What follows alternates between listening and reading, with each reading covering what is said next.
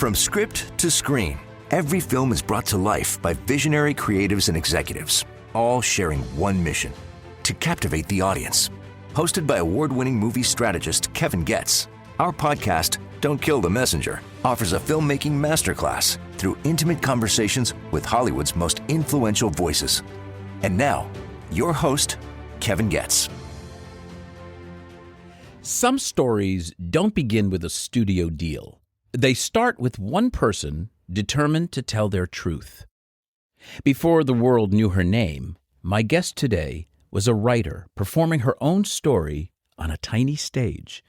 That story would go on to become one of the highest-grossing independent films ever made, and she remains the only woman to have single-handedly written an original film franchise. That person is Nia Vardalos. And of course, I'm talking about My Big Fat Greek Wedding. Since that breakout success, she's built a remarkable career as a writer, actor, and director, always bringing honesty, humor, and heart to everything she creates. Nia, welcome to my show. I feel like my mom wrote that intro and called in and went, Kevin, you better be nice to her. Okay, I have to start with one thing. I have to start with, can I see your wallet? I'm sure it's in there. Let's see. Okay, she was not expecting this, listeners. She's like, what? Can I look at her wallet?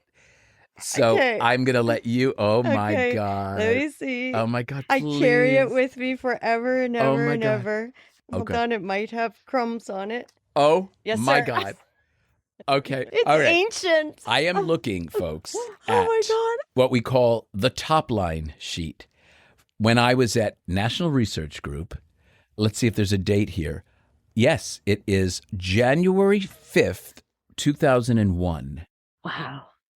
That was my last year at NRG before I went to OTX. And this was a screening done of My Big Fat Greek Wedding at AMC Woodland Hills with a 60% excellent for older women over 35, a 69 excellent, a 94 in the top two boxes, and an 87 definite recommend.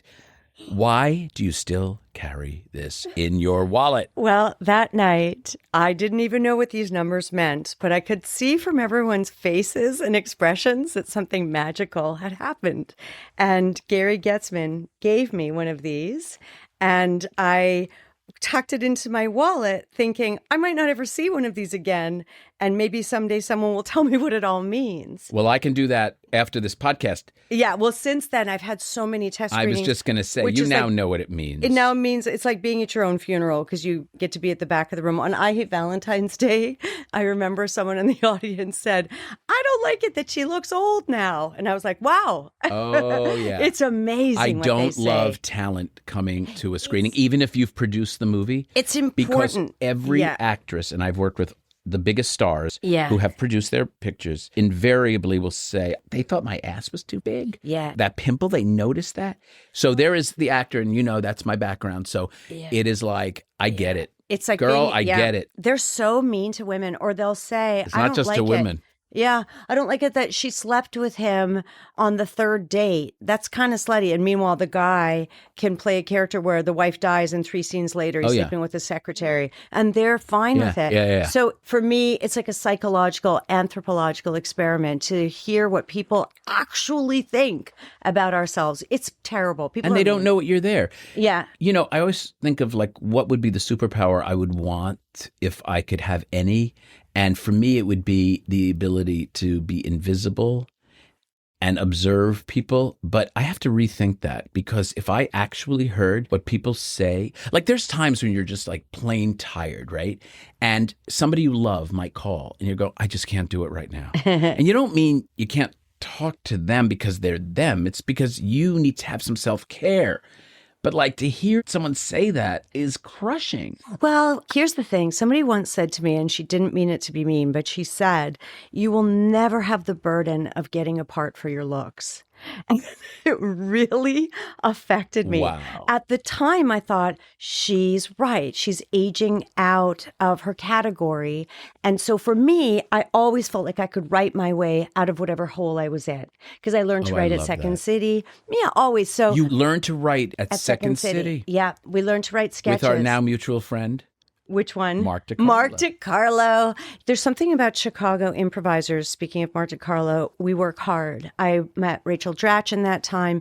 We just don't take no for an answer. So why Debbie Downer. Yeah, Debbie Downer.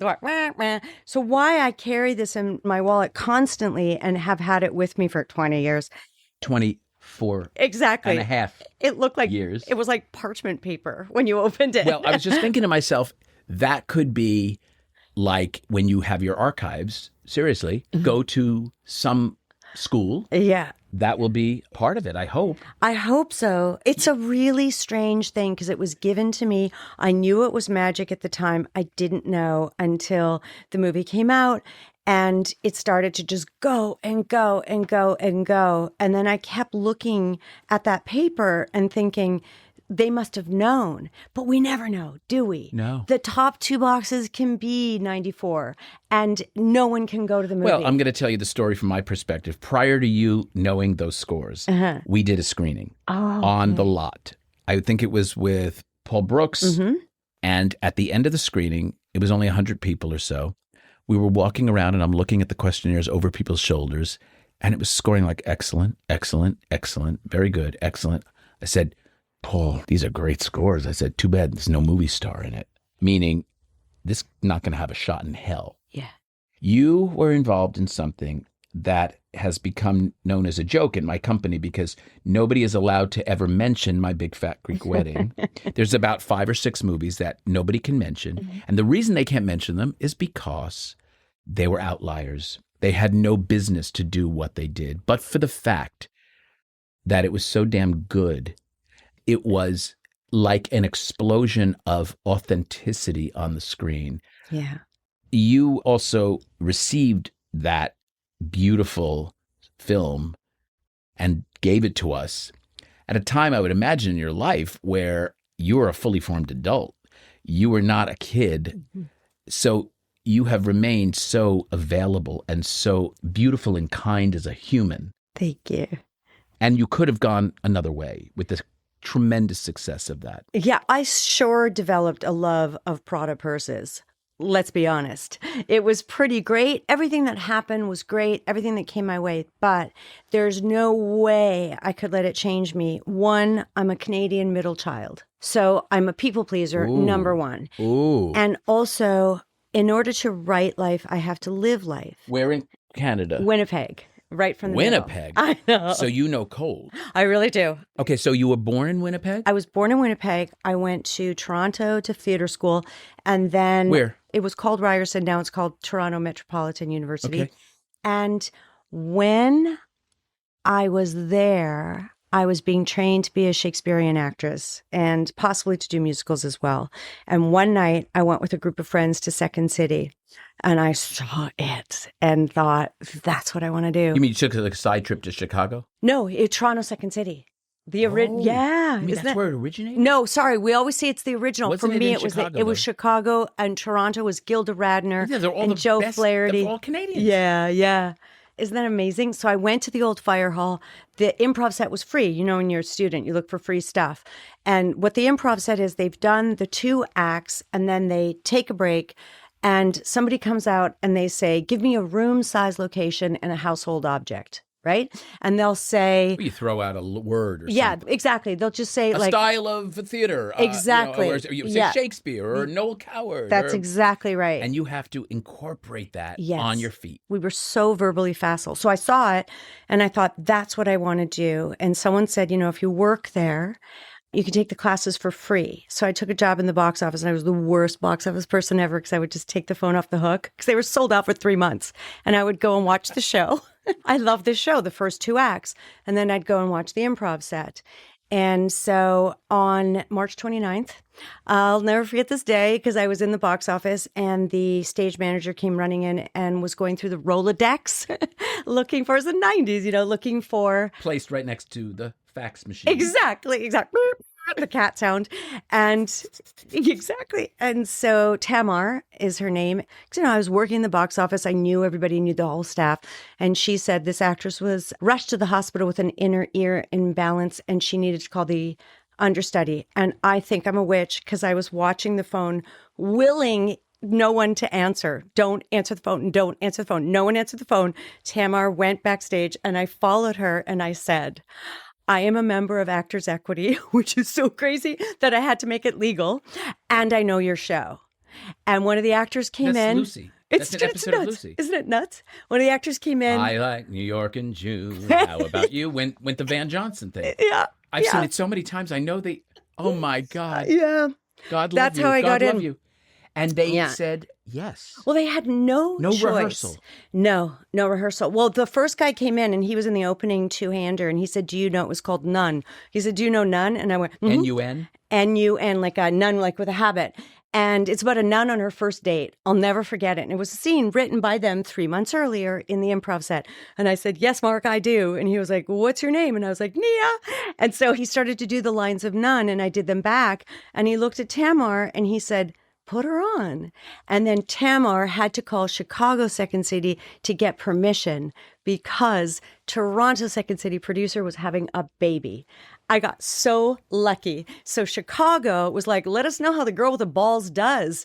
And I did the show. And then the cast was amazing. Afterwards, they were buying me drinks. And I was like, I know. Yeah, that was fun. No, we want you to join. Yeah, the next day, I reported for my box office shift and the producers were there and they hired me. For the cast. I'm going to get verklempt. I love it. It was no accident. It was no luck. It was divine intervention of some sort. It's do the work. Do the work. Be prepared. Yeah. And when that opportunity comes, be fucking ready. You be ready. And grab it. Grab it. Yeah. I went home and sat on my couch and cried. Like I was like, what just happened? How did you get your equity card? Musical theater. Doing what? Doing Kismet and doing Anything Goes. I played Reno Sweeney. Oh, Muskoka Festival. Got it. You do 6 shows in rep. Canadian Actors Equity? Uh-huh. Because I was in American Actors Equity. Yeah. And that was such a special time. To get an equity card, There's something about really feeling like an actor. You really feel like SAG was cool, but Actors Equity, man. Yeah. Right? You're like, I'm a thespian. I need some leg warmers. Now tell me about growing up. Siblings? Yeah. As I said, I have an older sister, me, my younger sister, Marianne, my brother, Nick. So Greek on both sides? Yeah. So everything we saw in... The documentary? I don't know about the documentary. My Big Fat Greek Wedding, I always say, is a documentary. Oh, about my documentary. Sorry. I'm not that swift sometimes. So yeah, in your documentary, that just felt like falling off a stoop, I guess. Yeah. I wrote the screenplay. I gave it to my managers because I had auditioned for a couple of shows and gotten very close, but not gotten them. And so I thought, okay, maybe I need to write my own thing like I'd done at Second City. So I took every story I'd been telling at parties for years, like my aunt who had a lump on the back of her neck that she claimed was her twin. That's true. All these little stories that were true. Had you ever written anything? Just the sketches at Second City. That's what I mean. So you wrote 10-minute sketches or something. That's right. But every sketch has a beginning, middle, and end. And quite often you lay out, you drop little seeds within the sketch so that the ending makes sense. And that's the same. Because you need the payoff. That's right. Of the setup. It's so funny in movies. How often do I say to filmmakers, you don't have an ending problem, you have an act one problem. Yes. Do you know why? You didn't set it up correctly, and so therefore, I'm sure you're familiar with this, right? This is a very prevalent problem. Yes. So they put a Band-Aid on the end, but it's not earned. It's not earned, and that's why there's no emotional payoff. And when they check the top 2 boxes, I now know it's because they feel invested and they feel heard and they feel that you told them a story. I'm going to disabuse you of a little thing. I don't say they invest in the top 2 boxes. What you're really investing in is the excellent. The excellent is of a certain level, and your excellent was so disproportionately high. If I can see that again, I want to explain, because I think the listeners will be interested to hear this. So this was what was so great about Nia's movie. So if you look at this top line sheet, you're seeing that you are 92% in the top 2 boxes, 60 excellent, and 32 very good. Because of that, the definite recommend was a 78, because it's almost always all of your excellence and half of your very goods that give you your all-important money number, which is your definite recommend. Definite recommend is mainly the correlation between a number and the legs of a movie. And this is very important to this conversation because what we're going to talk about in a moment is going to be the legs of My Big Fat Greek Wedding. It was a word of mouth monster hit. So in other words, 60 excellent, half of 32 is 16, is 76.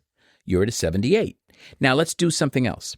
Let's say you have a 92 top box, but your excellent is a 32 and your very good is a 60. All of your excellence 32, half of your very goods of that 60 would be a 30. That would be a 62 definite recommend. You had a 78. The difference between a 78 and a 62 could mean, and in this case did mean, tens of millions of dollars. So Interesting. it's not the top two that I ever like to talk about. It's the excellent and the definite recommend. And that to me is what was so spectacular about your journey. Again, going back to my own experience with My Big Fat Greek Wedding. So it opens and it does nicely in its platform. It opened slowly and they kept expanding. And I remember calling Paul Brooks or something and saying, wow, because I'm friends with Bob and Jeannie Burney. And I said, okay, so it's probably going to get to 20. Geez. Yeah, we think more. And then when it got to 40, it may get to 60. It may get to 80. What was the final number? You're going to think I'm really an idealistic, nice girl from the prairies, but I don't know. $241.4 million domestically, and worldwide, $368.7 million. I literally cannot think of another example. So for 10 years following that movie, and, you know, I've worked on over 5,000 titles. So I cannot tell you how many folks would say, but My Big Fat Greek Wedding. I said, yes, but here's why. Some of it I could explain and some of it I couldn't. And that's why I was so interested in having you as a guest, Nia, because it was such a great outlier, as I said, in the best sense of it. And it launched your career. Sharon Stone is a dear friend of mine. She was a guest here and she said, well, because we are so close, I knew this story, that when she went to the Palais for Basic Instinct, she walked in as an unknown. Now, she had done, 18 movies before, including Total Recall. So she wasn't like an unknown, but she was certainly not a star. But she walked out a star. And that's essentially your story. Who's Nia? Who's Nia? Who's Nia? That movie opens, does what it is, and you're the hottest actress in Hollywood. What was that like? It was a heady experience for sure. It's something that was beyond my goal because I wanted to be a working actor. And when it happened, it showed me that it's okay to think and to dream of the impossible. I wasn't a person who ever dreamt of any part of what came my way. I just wanted to be the fifth person on a sitcom. And then I realized I had something to say. I realized that I had written this incredible feminist story without offending men, which is my mandate. I believe that if you want to say something, you have to say, everyone, come with me and I will tell you a story. But you can't exclude an entire slice of the population and jump up on a soapbox and say, listen to me, listen to me. No one's going to listen. So every time since then that I've ever written something, I weave in a tiny microcosm of what I believe and what I want. I used all that white hot power to make Connie and Carla. The music budget alone was the entire budget of my first movie. What was the budget of the first movie? $5 million. How did you find the money? The money came our way in various forms. The first were a couple of offers where someone came into Playtone and said, I want to finance this movie. And then how did Playtone get aware of your property? Okay, so I wrote the screenplay, couldn't get it read. And then I'm friends with Jeff Garlin. And also I had seen Julia Sweeney do storytelling, not stand-up, because I'm not a stand-up. So I thought, that's what I'll do. So I jumped on stage. I rented a theater. Our stage manager from Second City, Chicago, Jimmy Yotto, had also moved here. And I was like, Jimmy, can I give you $50? And can you run on the lights. I rented this theater for $300. I went to church. I handed out flyers. Where was it? The very, very first time was at the tiny Acme Theater on La Brea. Oh my God. I know. Isn't this crazy? And so I went to church, asked people. We were starved for stories about ourselves. And I said, it's called My Big Fat Greek Wedding. And the tickets are $10. And of course, the Greeks came. So I walked out. I mean, it was 80 people at the show. And Full house. Full house, yeah. And it was a 99-seat theater, all Greeks. And I did the show. And But it was a screenplay. Well, because I couldn't get the screenplay read, I jumped on stage to do it as a show. So you rewrote it. Actually, it was pretty easy because when you do storytelling, which my whole family are storytellers, all I did was point form what I would do. So I took the screenplay, which opened with a dad in the car with his daughter. And I walked on stage and I said, okay, I'm going to tell you about my wedding. You know that because it's in the title. But let me tell you about my dad. One morning, my dad was driving me and I just told the story. How many people were in this? Just me. It was just me telling the stories. It was a one-woman show. Yeah. Incredible. Isn't it nuts? And I didn't even know about the Writers Guild. I had sent the screenplay off to the Library of Congress.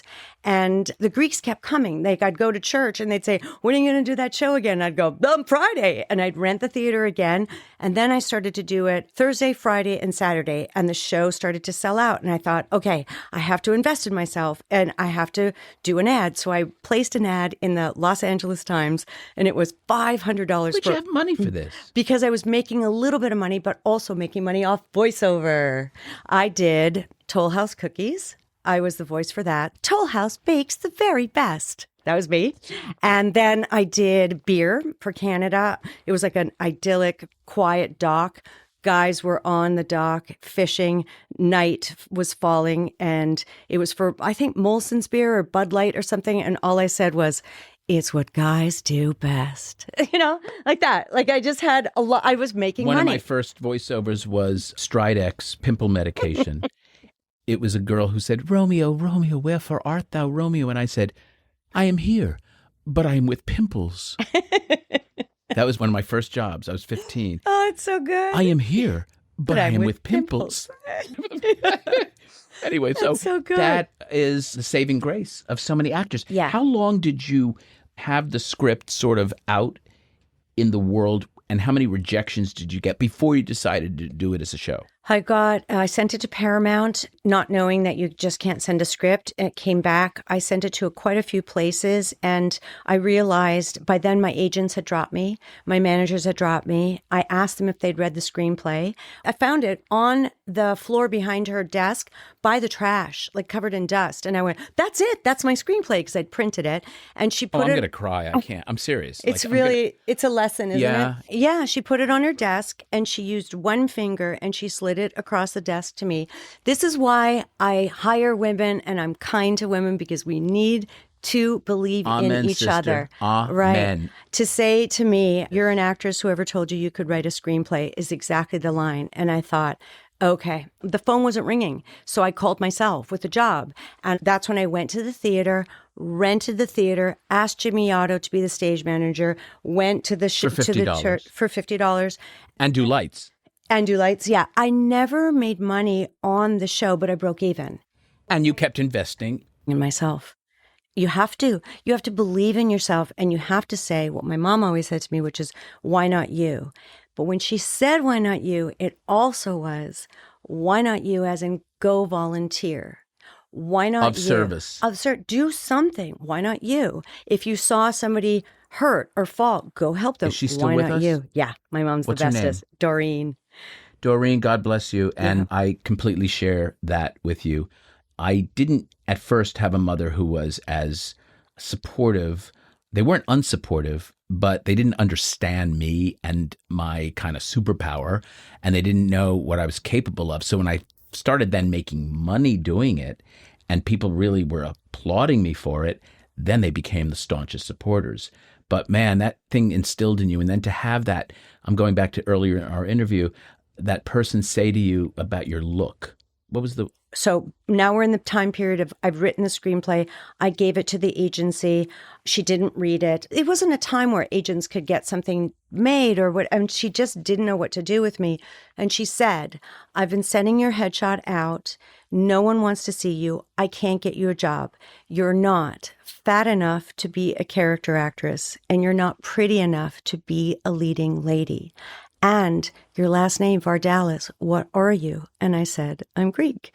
And she said, okay, we're going to change your name and tell people you're Hispanic. And I said, well, that's incredibly disingenuous and inauthentic. And also for the 9... Offensive.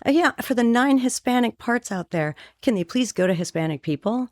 It would be wrong for me to walk into a room and pretend to be Hispanic when Hispanic people are struggling to find work too. So I just said, that's not going to work. And she said, then I can't represent you. And I went to get my headshots. Remember how expensive they were?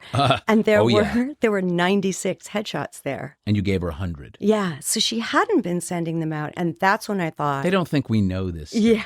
So that's why I decided to just create my own work. Even if I'd stayed and did the show and nothing had happened, I was happy. I was really creatively happy. You were getting that itch scratched. Yes. And when I first wrote the screenplay and it didn't get read, and then I got dropped by my agency and my management company, I had sent it off to the Library of Congress because I didn't know that you can just send it to the Writers Guild to have it copyrighted. Yeah, you get the number and they record it. Yeah, I didn't know. So that's how I copyrighted it. And when I placed the ad in the paper, $500, Rita Wilson and Tom Hanks had just come back from seeing a lot of theater in Los Angeles. And Rita told me that they were talking about seeing more theater in LA. And she opened the paper that day and there was my ad. And she said, let's go see this. God bless them. You mean that you hadn't known Rita before this? No. Hadn't known. So they it. showed up, and Tom was already a big star. Yeah. Rita came first with all the female members. So Tom hadn't come the first time. Mm-hmm. She came with her girlfriends. Yeah. And her mama and the nieces. And she's Greek. Yep. And Tom is baptized Greek. And Thomas baptized Greek? Yeah. Yeah. We dunked him. Yeah. All right. So she comes backstage and says what? Yeah. She waits for me actually in the lobby because the theater's so small that there is no backstage. I know, backstage. There's no backstage. It was metaphorically Yes, exactly. speaking. Metaphorically speaking. And her first words to me were, I love you. Isn't that unbelievable? And I said, I love you. There are so few Greek actors. I've followed your whole career. I'm so happy to meet you. This is our joke. We've told the story a million times, but here it is. She said, this should be a movie. And I said, I've written the screenplay. And she said, can you send it to us? And I always joke that I handed her the screenplay so fast that her hair flew back. Was it literally with you there? Yeah, I had it. You're the best. You are the spriggin' best. You know, my manager, when I was a kid, always said, have your pictures and resumes in your trunk of your car. Yeah. That was Barbara Jarrett. And I was like, okay. And there were times when it really paid off. Yeah. So they say we want to option it. Yeah, Tom came to the very next show, and my phone number was on the poster, my home phone number. 882-6136. So safe. That was my number. So safe. What was it? 882-6136. 818? No, 213. 213. Yeah. Okay, so they call you. Yeah, Tom calls. First, my friend, Brian, called me and said, please hold for Tom Hanks. And I went, oh my God. And he goes, it's Brian. You want to go for lunch? That's how funny my friends are. Everybody knew that Tom had come to the show and that I was on pins and needles wondering. And it really wasn't Tom? It was not Tom. That was a dick move, Brian. It's such a good dick move, Brian Blundell. And so then they did call. And Tom said, hi, this is Tom Hanks. And all I could hear was Forrest Gump on the phone, like, oh my God, it's Tom Hanks. Truly one of the nicest guys in our world. business. Yeah. In our business. And he said, I'm going to put you on the phone with my partner, Gary Getzman. We've just formed our new company, Playtone. And I said, oh, like that thing you do, because I'm a super fan. Doing that thing you do. Yeah. Oh, I worked my God. on that movie. Oh, of course. That movie must have tested great. It's got so much heart. It did. But Tom directed it. It was a love of his. Yeah. All right, so. Okay, so he calls and says, we're going to do it independently. All the crazy things that happened. Here's what I didn't know, what they didn't tell me because they're solid gold. Gary and Tom and Rita did not tell me that they shopped it to studios who said, love the script, lose the girl. And they didn't tell me that. So I waited for 18 months, not knowing what was happening. And then Paul Brooks went to Playtone and said, How did Paul Brooks know about this? They were shopping it, looking for independent financing. And they went to his company. Which was Norm Waite Gateway Computers. And Norm Waite, I think, had spent some summers in Greece, as had Paul Brooks. And HBO said, you can have $2.5 million. And then we were looking for the other 2.5. And Gary and Tom had asked HBO for a theatrical release, which they never did. And then we looked for the other 2.5. Gateway Computers comes in, and the rest is history. And then here I am playing the bride. And they would not abandon you. Yeah. When we come back, we are going to continue to talk to Nia about life after my big fat Greek wedding. We'll be back in a moment.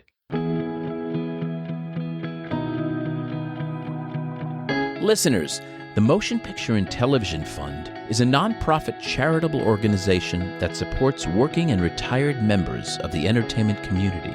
This wonderfully run organization offers assistance for living and aging with dignity and purpose in the areas of health and social services, including temporary financial assistance, case management, and residential living, and has been a crucial lifeline to thousands during and beyond critical times that our industry continues to experience. To learn more, visit mptf.com. Please join me in helping others in our industry during times of need. There are so many ways to offer support and get involved. Thank you. We are back with the incomparable Nia Vardalos. Did I say it right, Vardalos? Yeah, Vardalos, yeah. Sometimes we say Vardalos or Vardalos. Because I heard you say Vardalos. Yeah, yeah. But it's an OS. It is an OS, and I think... Am I saying it more in the Greek kind of way? I think it's my American accent. Please support me, compliment me. Yeah. It's just so Greek. It's So like we're Greek. cousins. It's- I actually thought, am I related to Kevin Goetz? So you now have leverage. Yeah. You have leverage. You make this movie. It is truly a phenomenon. I've had friends who worked on it, like Paula Silver, and other friends in the industry who have had a hand in it, like Bob and Jeannie Burney. There were a lot of people who came out afterwards to claim they worked on it because everyone, what is it? Failure has many orphans. Success has Many parents. many parents. Yeah. But I know it did take a village to get that successful. Yeah. And I really do appreciate that. So you are being offered things. You are being courted by for a deal here or there. What happened afterwards in terms of your career? Well, I'm friends with Jon Favreau from Chicago improv days. And John said to me, oh my God, you must have been offered every deal like he was. And no, I wasn't. I was not offered studio deals at all. I think they wanted to just toss me out of the deck. And luckily, I'd written another movie. I had Connie and Carla already ready to go. It was already written? Ready to go. And so Universal, Spyglass, we developed it. Who came to you, Gary Barber or Jonathan John Glickman? Yeah. He's been a guest here. Yeah. I love that man. His wife is Christy. the best. Yeah. They were recently honored with the Epilepsy Foundation, which really was extraordinary to see them both get what they deserve because they are so much of service. And I've always loved his dad, Dan Glickman, who was the head of the MPAA. Yeah. And he's a really super cool guy. Sorry, I just had to say that because he's terrific. So you were saying about Spyglass. Spyglass, yeah. And I wanted to And sing Roger in a movie. Birnbaum was there too, Yeah, right? that's right. Okay, so... Yeah. Gary Barber, Jonathan Glickman, Roger Birnbaum. And the three of them said, we want to do this. Yeah. Tell us quickly, what's the log line of Connie and Carla? Connie and Carla is about two women who do musical theater in an airport lounge, witness a bad crime, and have to go on the run. And so they decide to hide in West Hollywood at a drag club. And so they go from being musical theater girls to really finding their femininity as drag queens. You said to me before we went on air, I think Connie and Carla was ahead of its time. It sounds pretty much of its time. Why did it not hit like the movie before it? Because it's so funny. Thank you. I think you have to make decisions as an artist. If I wanted to, at that time, I could have done My Big Fat Greek Wedding 2. We could be on number 12 by now. But I would have, I think, just emotionally caved in creatively. I have such an affinity for our gay and lesbian and trans community. And I thought I could do musical theater with this story. And I wanted to write something that was outside my world, outside my comfort zone. Even though we're 27 first cousins, so of course, by percentages, of course, we have 2 gay cousins that we know of, right? The rest could be, and each of them, when they came out, one was an easy journey, one was not. And one of them perhaps isn't even out fully. And that's unfair. And so I feel like we're supposed to use our voices for What's the your people mother? we care It's about. Doreen. It's Doreen. No, it's serious. Yeah. All things point to Doreen. Yeah. No, but seriously, that's the path she put you on. Yeah. Do something with your own voice. Yeah. And that doesn't necessarily mean follow your dream as an actor. It means follow your dream as being of service, Yeah. which is what I got from what you said before. I felt like I could weave a little story of tolerance in, which if you look at my movies, it's kind of in there all the time, but no one really knows it. Like in my Big Fat Greek Wedding one, Angelo, Joey Fatone's character, is gay. No one knows it. In number 2, he comes out. In Connie and Carla, we're all gay. Yeah, totally. In my Big Fat Greek Wedding 3, we have a non-binary character who, when we cast them, I wrote to this person. I opened it to all genders, the auditions. One of the things that also happened to you is you had a child. I adopted my child, yeah. I didn't know you adopted your child. Yeah. Wow. Well, one of the things that happened to me in How beautiful all of is it- that? Yeah, it was the greatest experience of my life. What happened is during my Big Fat Greek Wedding 1, before, during, and after, I was in a fist fight with Mother Nature where I was trying to have a biological child. And now you can see how I'm completely dispassionate about it because I'm so grateful that I didn't have a biological child because I wouldn't have met my real daughter. So thank God. And you don't know what the plan is at the time. It was so painful. It was so awful. On the morning that I was nominated for an Academy Award, I was driving to the fertility clinic. There was such a rainfall on the 10 that I thought, this is where it ends. My story is a tragedy, actually, I thought. But And if you then- died at that moment, you would have really accomplished something that very few people had. But it would have been just a sad Hollywood story. She was nominated for an Academy Award, and then she died on the way to the fertility clinic. Exactly. And I remember gripping The the steering irony. wheel. Yeah. The so irony. darkly funny. But, I was like, no, there's got to be something else in this. And then I found out about American foster care and how we have 350,000 legally emancipated kids How in old this was your country. girl? Almost 3. How was the acclimation in the beginning? It was terrible. It was difficult. I was an emotional and physical punching bag for this child who did everything possible to let me know that this was not the choice. And man, I commend that. And so I wrote a book about it because... What was it called? It's called Instant Mom because I had 14 hours notice after 10 years of trying. That's how it works. 14 hours We got a notice. kid. Do you want the kid? Yes, I do. That's exactly what happened. So I'm friends with Katie Couric, which is a massive name drop. And she's such a good woman that she kept my secret for so long. She knew when we went to the 2004 Olympics what turmoil I was in. And by the time I adopted my child, I saw Katie and she said, "You've got to tell this story." And I said, "No, because I'm really private." Actually, I do tell a lot about my life. I get it. Yep. I keep a lot back. A lot of people don't understand when I say that I'm shy. Yeah. I can play the game. Yeah. I can do it. I can go in front of literally thousands of people and not even barely be nervous. Yeah.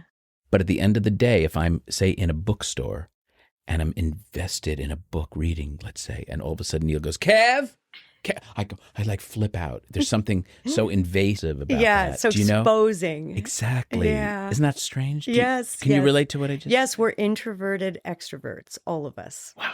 So what's your relationship now with your daughter? I'm so lucky because this is a really funny, wise person. Mark DiCarlo says, this is an old soul. Oh, old soul. Yeah. Been here before. I'm so lucky. God, I'm the so lessons that you grateful. probably have given each other is so great. Mhm. So going back to your professional life, that probably gave your life a whole new meaning. Yeah.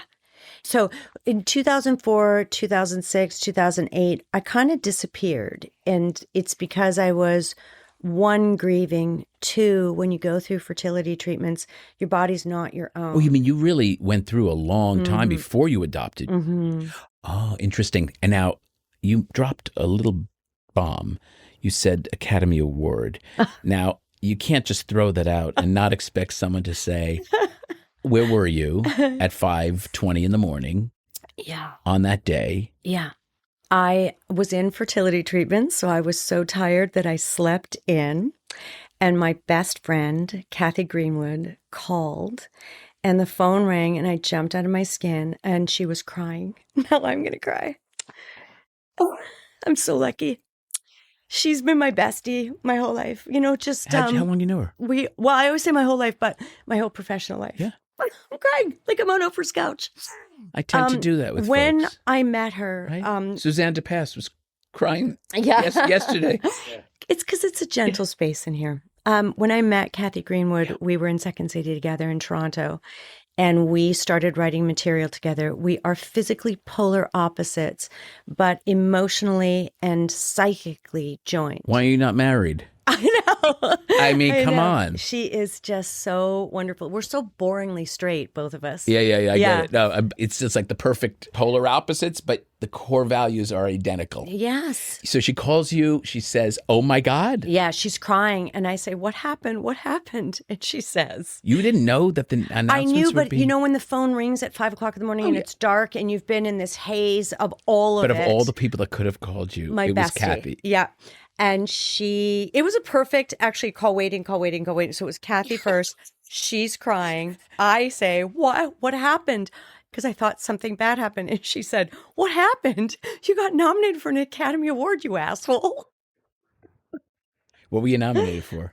Best Original Screenplay. Damn. I know, it's such a smart girl category. I love it so much. It's the greatest. And it's a moniker that never leaves you. Yeah, I make everyone say it. I love it. I love it. Get the chicken out of the oven, Academy Award nominee. That must have been an exceptional night for you. Yeah, it was pretty great. And so the call waiting was Kathy, my parents, and then Tom and Rita. I'm going to cry. Yeah. All right. So moving on to projects. You're now back in the industry in the late aughts. Yeah. And it's now becoming in 2010s, 11, 12. And what happens to Nia's professional life? What's your evolution? What do you see yourself wanting to do? Where's your heart, your passion? Yeah, at the time, I came knocking at the door and asked, can I come back into the industry after I became a mom? And I wanted to go back on camera. And it didn't really work. You know, people forget. And so I thought, I'll do a Greek movie, which will be good for my soul and also will reconnect with the audience. So I did a movie called My Life in Ruins that Mike Reese wrote. He's a Simpsons writer. And I really had a great time. Such a fun movie. So fun. And Rachel Dratch is in it. Wait, who directed it? Donald Petrie? Mm-hmm. Yeah. He just had dinner at my house a few weeks ago. What a tiny world. I go back with him for years and years. I just saw him at the DGA Him and featured Peggy. directors. Yeah. They're amazing people. Very. His dad was a legend. Yeah. Dan Petrie Sr. Yeah. Directed one of my most proud accomplishments as a producer. I produced a movie called Wild Iris. It was Dan's last movie with Laura Linney and Jenna Rollins and Emile Hirsch. I used to run a theater, and it was a play that I was developing and ended up doing it as a movie. And I became so close with the Petrie family. He became a grandpa to me, basically. And Donald became like a brother, and Dan Jr. and June and Mary and Dorothea, my favorite family in the business. And he did a great job on that. I agree. I completely Do you guys agree. stay in touch? We only saw each other just recently, but no, not really. I mean, once I became You'll come a over mom, for dinner, and I'll have another dinner Thank party. you. That's so nice. Yeah, I saw him. We were so happy to see each other. He just worked with one of my friends, Karen McCullough, which is great. I think they went to Thailand. So You should hear Donald's interview on this program. And I was in London when I actually did that episode. And Donald is unbelievable. When you hear the people he's worked with. Yeah. It's Jack Lemmon. Jack Yeah. Lemmon, Walter Yeah. Matthau, exactly. Yeah. But it goes on and on. Julia Roberts, Mystic Pizza. Yeah. You know, I mean, the production designers, the editors, the cinematographers. Yeah. He had such a great career. Yeah. And he's one of the most decent humans, as you are. So that's why movies like that are fun. See that movie, everyone, by the way. So then you go back to your Greek roots. Well, I want to ask you, what's the theater that you ran? I ran something called Central Coast Repertory Theater. in San Luis Obispo. And it was the only really professional theater, because I got a small professional theater contract from Equity, to operate between LA and San Francisco. So we would cast and work from LA and then go up for a long weekend for a Thursday, Friday, Saturday, Sunday performance, 5 performances a week. So like you, that kind of schedule was new to a non-theater going audience. But funnily, there was an audience who were kind of transplants from LA and San Francisco who were used to theater, mixed with farmers and people who had never been to the theater. So I was very judicious about the kind of material I made. I wanted to do original work or American premieres, like I did the American premiere of an Australian play called Double Act. I did the West Coast premiere of My Children, My Africa, Athol Fugard. I did The Glass Menagerie, where I put myself in the role of Tom. We had Kay St. Germain as Amanda, and Laura was a wonderful actress on a TV series, and The Gentleman Caller was terrific, and directed by Dennis Erdman. And Yardley Smith, I remember, was married to My Gentleman Caller. Then one great performance that stood out was when I was turning 30, and I did a benefit, and it was called A Night at the Tonys. Oh, wow. And it was all Tony Award winners or nominees, I'm not sure. And it was hosted by Oba Babatunde. Oh. And we wrote original music, and we couldn't sell tickets at first. People didn't think it was real, that we had all of these amazing talents coming to San Luis Obispo, to our theater, Central Coast Repertory. And it was a great, great performance. We ended up selling out, making money.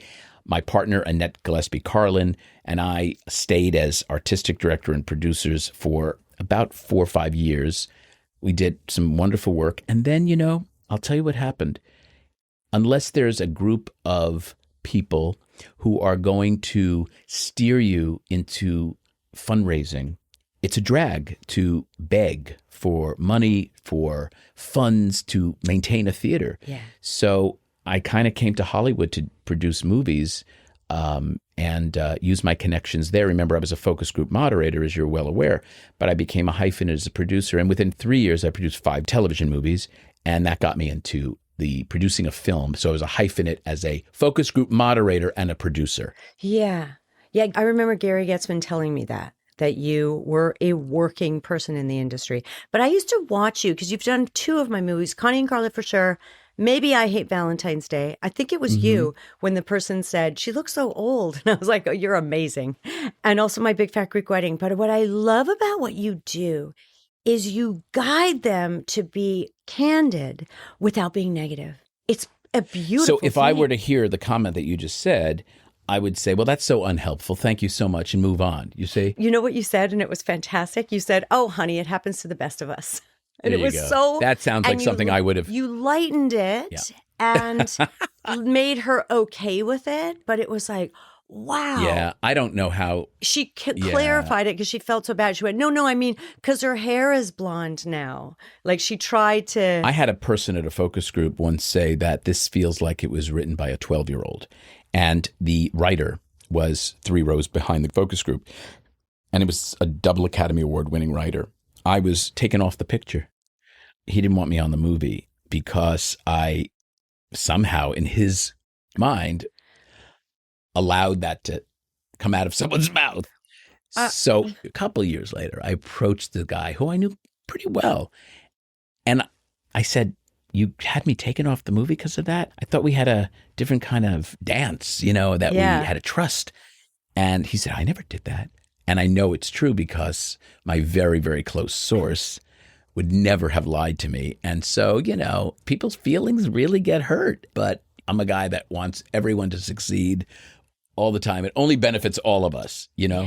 What was a screening story you remember other than that? Was there something else, a moment in a test screening where you were like, that was so helpful that happened? Yes.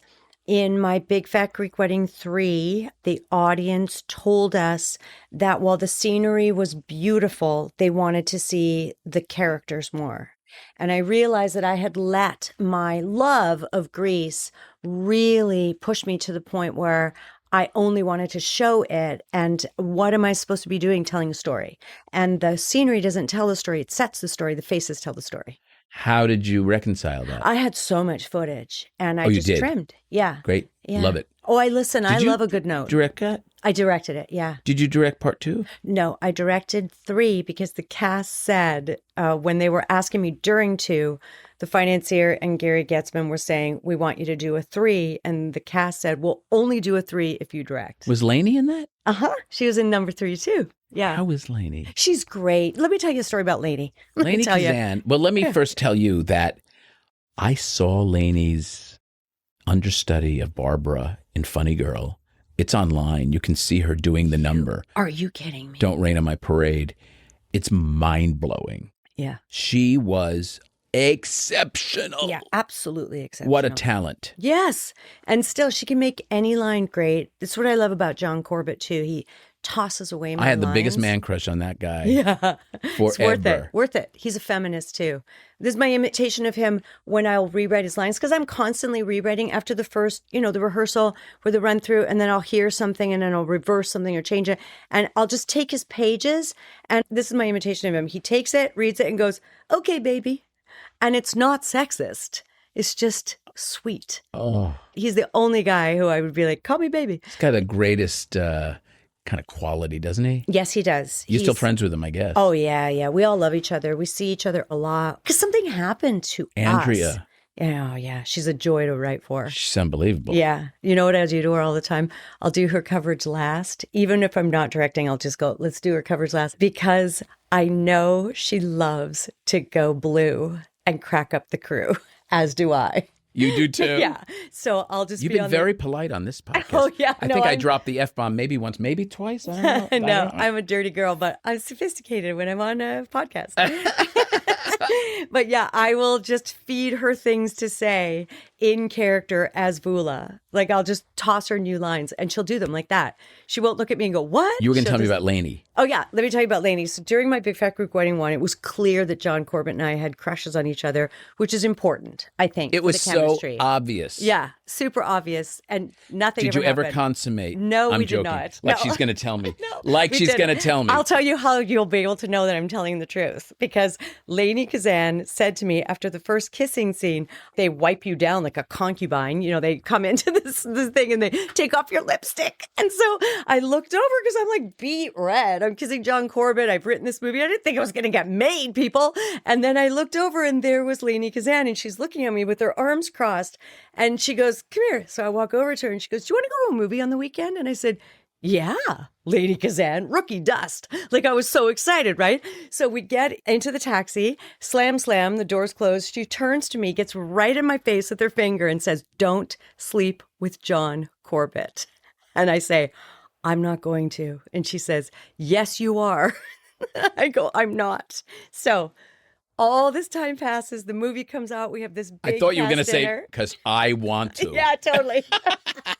So The movie comes out. The movie comes out. We're all at this big cast dinner. We're all telling our stories. Everyone's got different stories. I tell that story. John's crying, laughing.